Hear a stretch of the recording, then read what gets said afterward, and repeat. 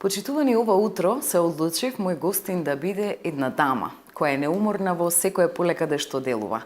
Светлана Петковска од Организацијата на жени.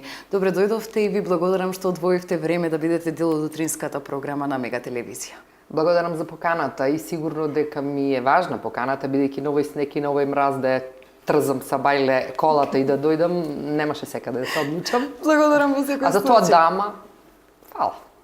Мене ми значите како дама, бидејќи верувам дека Пола Битола на ваши години би сакала да изгледа како вас и сигурна сум дека сте, ако не повеќе, барем еден гуру во животот на многу жени. Моje мислење. Ајде така да прифатам дека е така, значи Пола Битола, ако Пола Битола се мажи, остатокот се жени, значи сите жени сакаат да бидат како мене. Па и јас сакам да бидам како некој, искрено да кажам. Сите ние имаме некои такви личности. Да, Анча Ристевска, например, мојата драга гуру жена, она што ти го кажа сега за мене, бабата на Каролина Гочева, јас би сакала да бидам како неа. Значи, сите ние имаме во својата свест или подсвест некој на кој сакаме да приликуваме и многу често си викам колку сакам да бидам како неа на нејзини години, а таа има 92-3. Некој. Тоа е еден наш приватен момент, наше лично чувство. Да почнеме малку во однос на разговорот кој што ќе го водиме ова утро, а тоа е Организацијата на жени. Од кога постои? Која е целта, која е мисијата на Организацијата на жени од Битола? Да ти кажам право, извини, на ти морам. Толку се чувствувам овде фино и интимно да морам на ти. Кога ме прашуваат од кога постои и како, ми се чини дека на секаде и секогаш и на социјалните мрежи и по телевизиите го кажувам тоа, но не е на одмет повторно да се каже кратко, дека нашата Организација на жени постои од 1944 година, кога штото го споменатата Анча Ристовска заедно со уште 4 други жени одлучиле, или некој тогаш им рекол, на тие млади девојки тогаш од по 16-17 години во Лавци, каде што живееле, и во околните села, некаде во Ротинската планина таму, кога германците ги напуштале тогашните простори и се создавала некоја нова држава, тие уште не биле свесни тогаш дека се создава држава, дека се создаваат елементите на таа државност, ја направиле Организацијата на жени некаде во ноември месец. Некој им рекол, вика, дојдоа луѓе и ни рекоја, вие сте млади скоевки, треба да направите нешто каде што ќе ги собирате сите жени, каде што жени кои што ќе се грижите за оние кои се неписмени, кои не знаат да ги одгледуваат на вистински начин своите деца, оние кои не знаат доволно домаќинство, ќе ги учите тоа. Значи, многу често јас умеам да споредам зошто во 1944 година се формирала нашата организација како тогашно АФЖ, зошто постоела низ сите овие 70 и кусур години и зошто има потреба уште да постои како дел од граѓанскиот сектор на денешната наша млада релативно држава Република Македонија. Иако, еве и сега ме пратите, ако ги согледате тогашните потреби, значи една тогашна активистка која што сега е упокоена, ќе ми речеше, кога во разговорите пред 10 години со неа, вика, многу беше срамно девојка на тогашни години да пие кафе. Значи, требаше да се омажи па да почне да пие кафе. Условот беше тоа. Да. И така, значи, тие беа моментите и затоа беа потребни ваквите организации за да ги освестуваат жените. Или пак, само што ово ти ќе заборавам многу интересно, вика, некаде во 50-тите години, кога уште не постојаа телефони, ако те викнеше и сопруг, да те викнеше на телефоните беа на електрични столбови, бандери. И ако те викнеа дека треба да поидиш да се јавиш, беше срамота да се јавиш, која сум јас да одам на телефон да се јавам. Значи, ако ги споредиме, тоа беше само пред 50 на 60-70 години, не беше пред 6 века. Многу брзо се менуваат времињата, но една е нишката на организацијата, дека се уште има потреба да постои и во уште некое моје обраќање имам речено, ако не постоиме или ако работиме како што не треба, Роза Луксембург во гробот ќе се врти, бидејќи активностите или постоењето, ќе речам, општо на жените во нашето општество, уште е оковано на некои места, ќе речам во некои средини или во некои семејства, во некои фамилии, уште е оковано во пранги. Јас уште познавам универзитетски професорки или жени кои што се на високи позиции, а кои што од време на време одат сини во очите. Не од што цепеле дрва, туку од друга причина. Организацијата на жени, споменавте уште од дамнина, ја зацртала на некој начин својата мисија и својот пат. Тука е домаќинството, тука е воспитувањето на децата, Грижа тука за се стари, немојкини лица, Така. образование. Нови се времињата, се менуваат работите, меѓутоа имаме време кога секоја една урбана жена денеска многу малку наоѓа време да сготви, да приготви, а една од дејностите која што често ви ја правите, тоа се некои промотивни, можеби саемчиња, мини саеми, каде што вие од хуманитарни цели нели продавате подготвени торти, колачи, солени, сладки работи. Има ли тука идеја повторно да се вратиме на едукација на жените, дека треба да готват? Да, ова не се договоривме, ама многу убаво прашање, затоа што во Македонија веќе е во назнака отворање на една кулинарска академија, од март ќе почне и организацијата на жени и тука ќе биде вклучена. Ова е нешто најново, кое што не знам како ме прочитаме. Да, може би и како информација дека во Скопје се формира таква академија и ќе се расшири низ цела Македонија, ќе бидеме вклучени тука, но тоа е нешто во пелени се уште. Се враќам на прашањето кое претходно ми го постави. Може би ние осетивме, почувствувавме како членки на организација на жени уште пред 15 години дека ќе тргне работата во оваа насока, дека жените, младите жени, младите домаќинки се помалку имаат време за вистински домаќилук. Кога велам вистински домаќилук, не велам само класично готвење, туку грижа за тоа што домашните јадат. Затоа што на секој чекор денес можеме да најдеме место каде што ќе се прехраниме. Ресторани, не знам, за храна за носење или за ефтини пари можеш да седнеш секаде па и за 100 денари да јадиш 10 кебапи. Но дали е тоа? Од една страна се оттуѓуваме од семејството, бидејќи не сме сите на трпеза, ќе речам, или на синија, во даден момент, како што пред 30 години сите го правеа тоа во 14. Колку сметате дека тој момент е важен за психолошки аспект, за задржување на семејството? За се. Многу е битно децата кога легнуваат, како легнуваат, многу е битно кога се руча, многу е битно децата да ја видат мајката дека влегува во кујната и дека подготвува.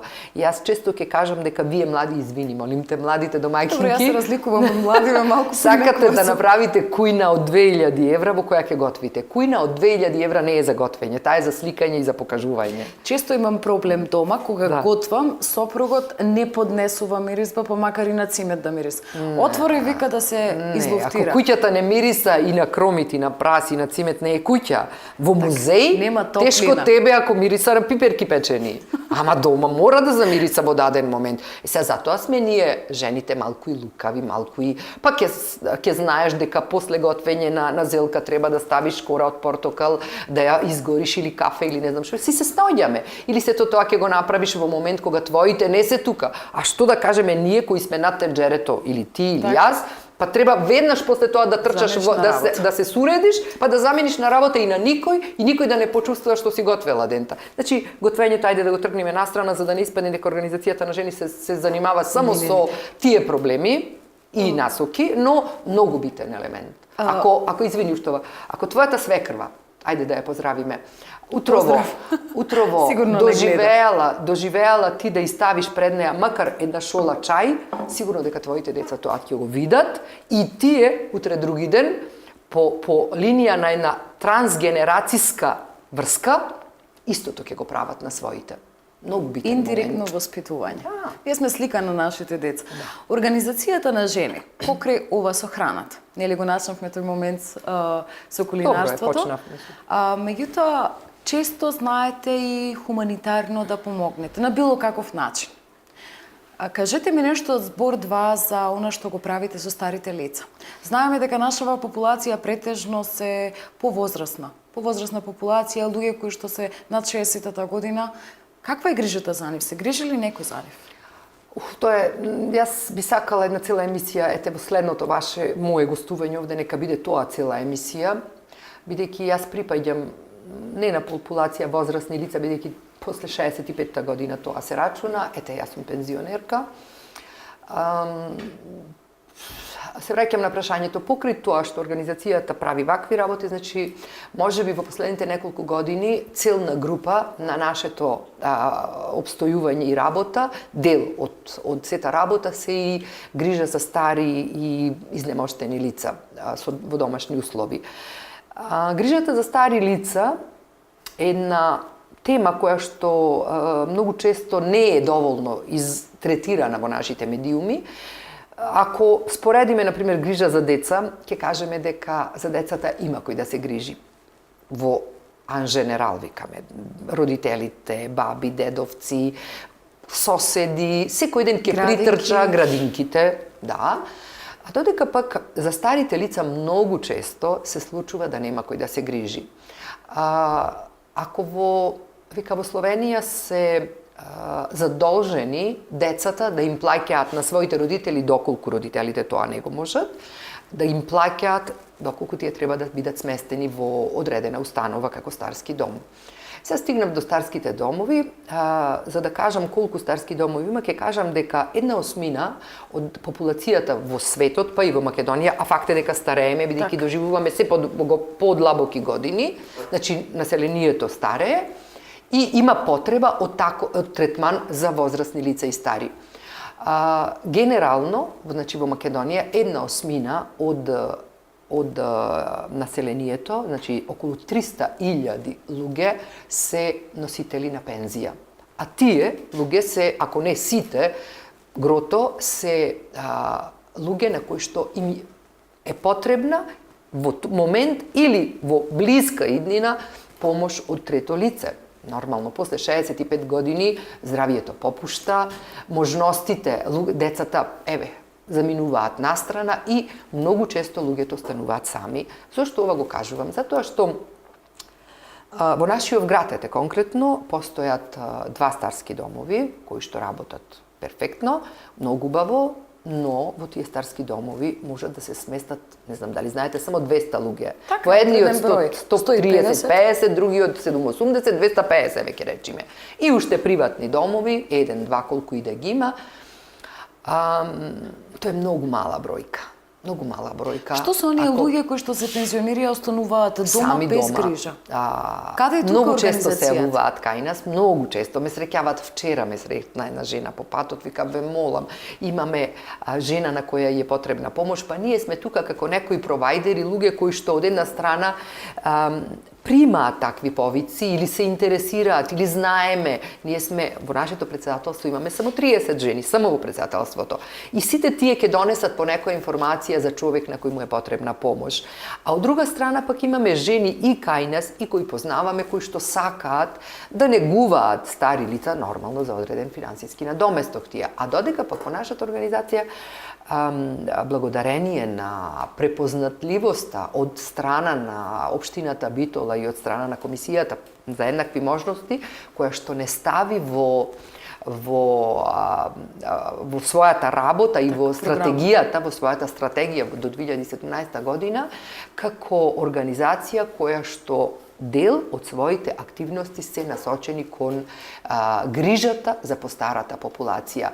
Пак ќе кажам, тоа е една капка не во море, во еден океан на потреби, бидејќи верувајме, Оливера, секојдневно слушам луѓе на кои што им е потребна таква помош и понекогаш викам државата дава и поттик за отварање на вакви домови, но во Македонија, јас колку што знам, постојат 3 или 4 или 5, не знам, приватни домови за стари лица кои што згрижуваат по 20 на 30 и 40. Значи, верувам и на секој чекор, во секое мало треба да има по еден таков дом. Приватен, кој што ќе работи на згрижување или пак платени луѓе кои што ќе имаат база на податоци од луѓе на кои што им е потребна помош, затоа што сега падна снег. Има стари лица кои живеат сами и по двајца нека не е сам човек кој што не може да претрчаат во соседната продавница и леп да се купат. Тоа сакав да се задржам уште малку на оваа тема. Имаме луѓе кои што се во домовите, се сместени и се згрижени. Имаме многу кои што или се сами по еден-двајца. Меѓутоа, во што се состои грижата која што треба да се дава кон овие стари лица, покрај оние кои што нели споменавме жени кои што на пример ќе се грижи за едно лице, ќе добие финансиски надомест, тоа вклучува одредени услуги. Меѓутоа, има ли стратегија организацијата на жени или план можеби каде што еднаш дневно ваш активист или помлад член ќе отиде и ќе ги заврши тие набавки? За тоа треба вака, значи ние сме волонтерки, но сепак тоа подразбира одреден трошок. Во одредени градо има во Битола волонтери кои тоа го прават и преку Старскиот дом Сјурајдер. Го правиме и ние, но пак ќе кажам, тоа е капка во море. Треба државна стратегија која што ќе ги згрижи и луѓето кои што бараат работа, и луѓето кои што и плюс уште нешто, ќе го крени квалитетот на живот на луѓето над 65-та година. Затоа што ако во светот гледаме, имаме видено, од Јапонија тргнати луѓе одат на крстарење во Америка со помошна справа за одење. Значи тргнале, ние ако имаме човек кој е со справа за одење дома, мислиме дека е готов за да замени. А фактички во цел свет има квалитетот на живот е таков, значи зборувам за она што го имаме ете и во градот, во сообраќајот да биде подготвен за луѓе кои што се повозрасни, градскиот превоз. Повозрасен човек се случува да не може во такси да влези, заради тоа што има различни проблеми со нозе, со колкови, со раце, со немоќ едноставно.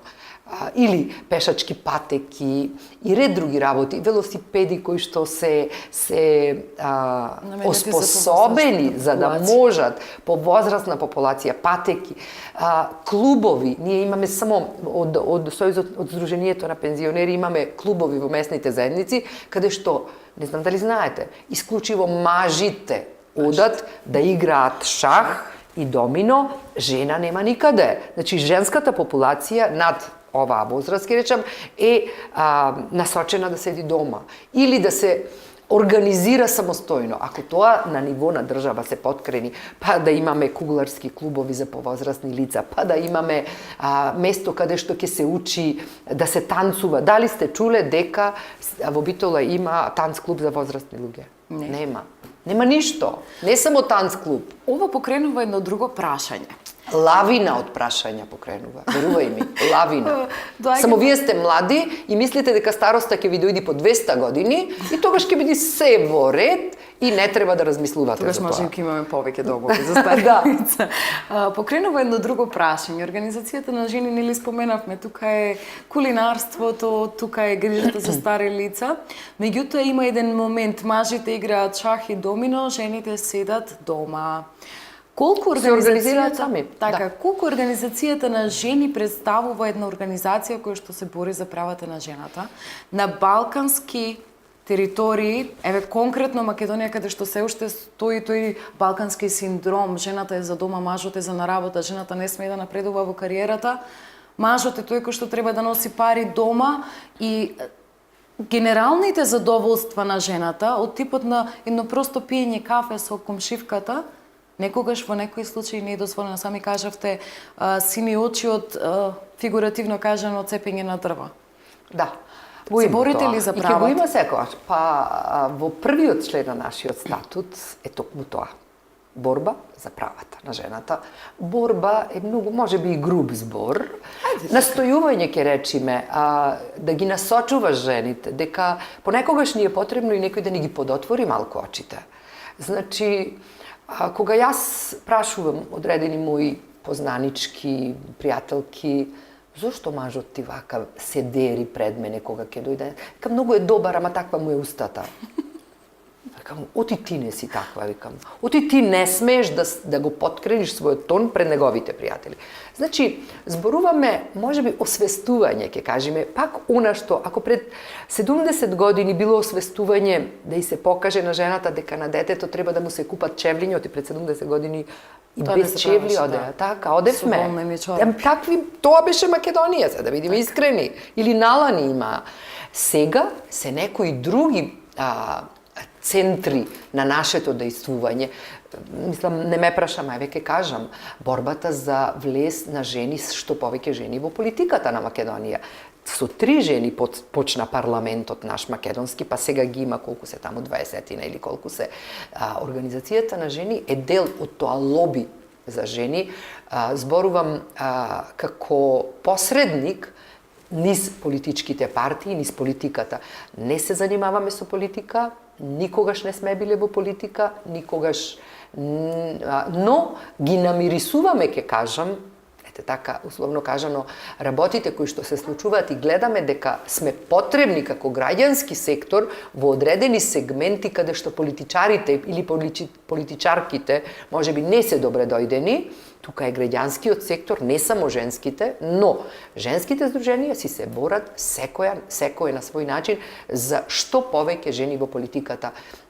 И кога не прашуваат, а многу често оваа година ќе се надеваме дека ќе биде изборна година и повторно сме тука за да бидеме присутни на сите места каде што ќе има можност што повеќе жени. И јас во една изјава и не во една, многу пати изјавувам дека нема да бидеме живи додека нема да бидеме мирни, не живи, фигуративно кажано, додека секоја втора жена во листите, секоја втор во листите втора не биде жена.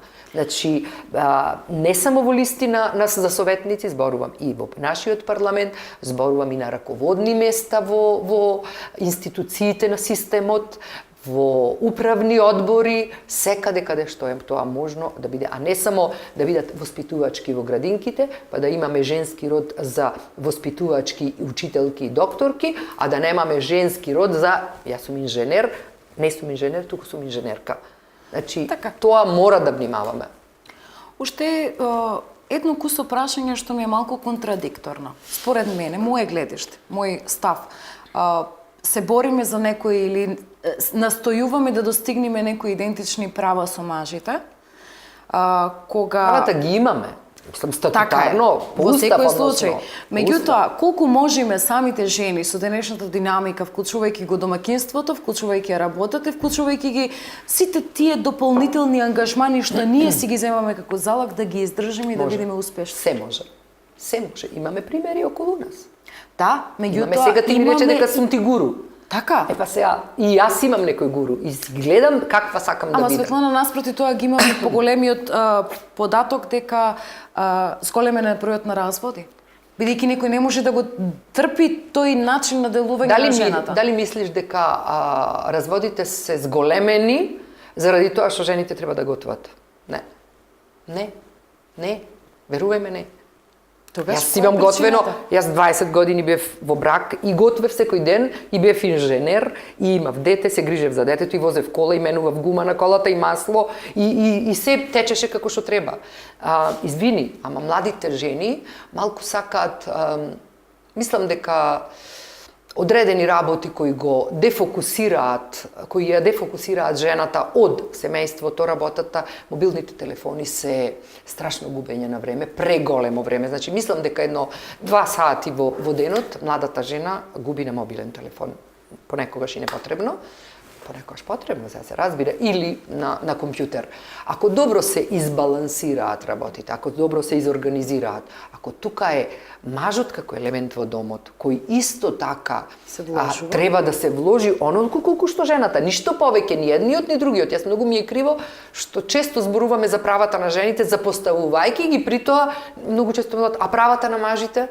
Значи се испаѓа дека им се даени од Бога, а ние си ги бараме сами. Не. Значи баланс во семејството, баланс, Маркс го рекол дека семејството е основна клетка на општеството и тоа ќе биде, не знам до кога, али и во овој момент е така, доколку балансот во фамилијата си го направиме, тогаш и општеството ќе има услови да биде побалансирано. Пред крајот само уште едно лично крај да прашање. сме готови? Па тука некаде се движиме. Која беше Светлана Петковска пред да стане препознатлив дел од организација на жени? Вие сте родена Прилепчанка, како што знам, меѓутоа малку да им доловиме на луѓето која сте вие пред се и нешто околу наградата на што ја доделуваме нели секоја година по името на вашиот сопруг. Која бев јас? Едно обично девојче од Прилеп која растеше во најнормални услови во Прилеп, со обични родители, дојдени во 40-тите и 50-тите години на минатиот век од околните прилепски села, Плетвар ќе го спомнам и Смолани, моето потекло е од таму, моите родители потекнуваат од таму. Едно нормално образование во Прилеп секогаш со многу високи оценки, со највисоки оценки. По некоја случајност електроинженер, затоа што мојот татко беше во таа струка, не дека тоа нешто премногу го сакав. Повеќе ми лежеа општествените науки, уште тогаш право, социологија. Но, едноставно, некој животот ќе те фрли некаде каде што не си планирал, но ќе треба да бидеш таму. Електроинженер, проектен менаџер во на сегашно, тогашно електростопанство, стипендист на електростопанство, како добра, одлична ученичка. И понекогаш ми е, може би, криво добро ова прашање што се сети, никој не ми го поставил. 20 години работев како електроинженер, проектен менаџер, работев на високонапонски, нисконапонски проектирање и изведба на мрежи, на далеководи. Тоа е една така страшно тешка, мачна и одговорна работа. Значи, буквално тешка, мачна и одговорна. Треба да почнеш од ништо и треба по еден месец или по 15 дена или по 2 месеци да вклучиш и струја да потечи некаде. Тоа е страшно одговорна, велат машка работа. Не ги делиме на машки и женски работите, но бараше голем напор. А сега, јас сум 25 години во организација, 24-5 години во организација на жени, еве веќе 4-5 години сум председателка на таа организација, пред мене беше нашата Билјана Опашинова. И многу ми е драго што сум таму, бидејќи она што во мене од секогаш го имало, како хуманистка, како човек кој сака да направи нешто за својата околина, за општеството, макар и за влезот во кој живееш, тоа го работам таму и е доста препознатливо, бидејќи беше и порано, но се повеќе препознатливо, бидејќи суштината на граѓанскиот сектор доправа доаѓа, а веќе во поразвиените држави граѓанските организации како трета опција во даден простор, во дадена држава влегуваат дури и во политички ангажмани за доброто на одредена на државата. И ќе кажам дека е препознатливо. Има луѓе кои што... Како го запознавте Менде Петковски? Како го запознав? Јас бев председателка на Технички факултет Битола, тој беше председател на Младина, зборувам за Младина тогаш, во Битола, на Битола, и така се запознавме како активисти младински.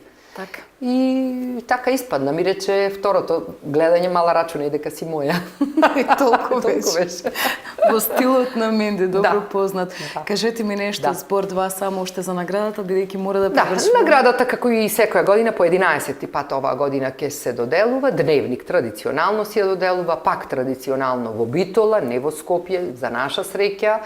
Колку тоа е препознатливо, не знам, ќе видиме.